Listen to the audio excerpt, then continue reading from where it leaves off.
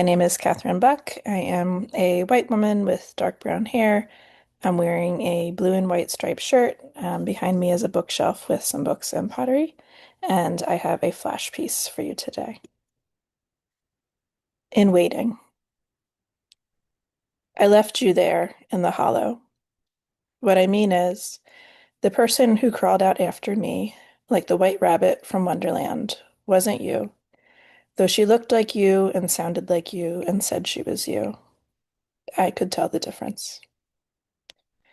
We took a few things with us into the hollow. I brought the picnic basket and you carried the blanket. That morning, we'd smeared peanut butter over bread, picked the least bruised apples, and shook out the brown fabric in the front yard, leaving the debris of every other year behind for the birds. After we ate our fill in the hollow, you wanted to wade in the river.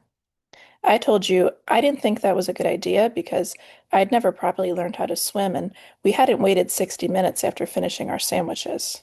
You told me that was a silly story the grown-ups only shared to get us to stay put, and I believed you, even though I was nervous still. I stayed close to the edge of the river.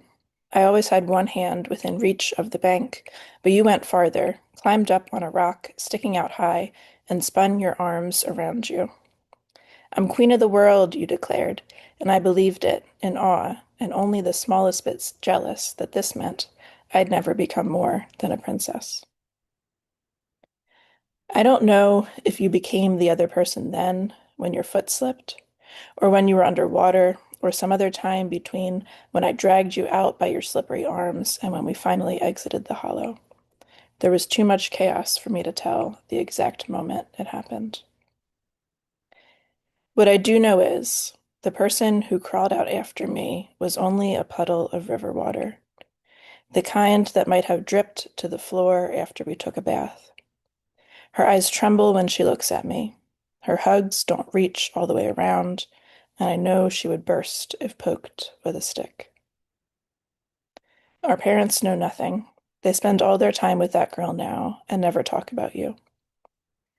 I've gone back to look for you plenty of times. The person that followed me out of the hollow never joins. I leave her behind. I retrieved our blanket and basket, fully cleared of crumbs and cores by anything around alive. Sometimes I wonder if I should have left them so you could remember which way we came in.